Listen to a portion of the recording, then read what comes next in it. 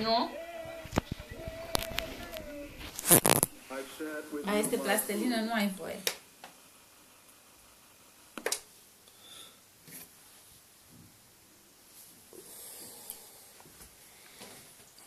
Te joci cu ea, uite, o faci pe masă așa, faci ce vrei cu ea, dar nu-mi bagi în gură. Tu ai oprit sonorul? Da.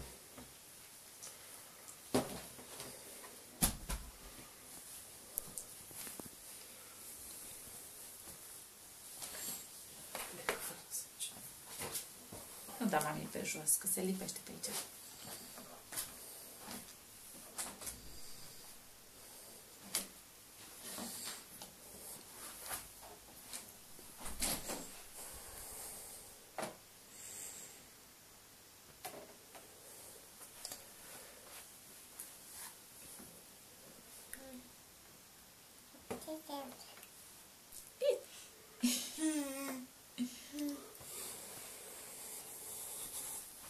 Moare, mami? Asta e, da.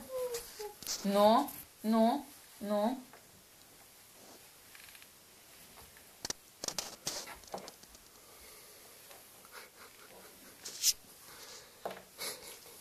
Ce ai făcut? Ai băgat ceva în gură? Ce ai în gură? Plastilină, ce să aibă? Unde? Unde este? Dă-o jos. Dă-o jos. Unde este în guriță?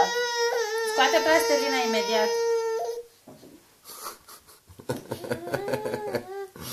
Hai mai ceartă dacă poți. Hai, dă scuipă plastelina aici. Scuipă, hai.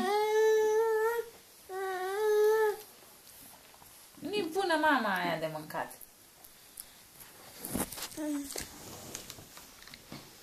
Moțule. Scoate mami, că ai plastelina în gură, știu eu. Destructivă.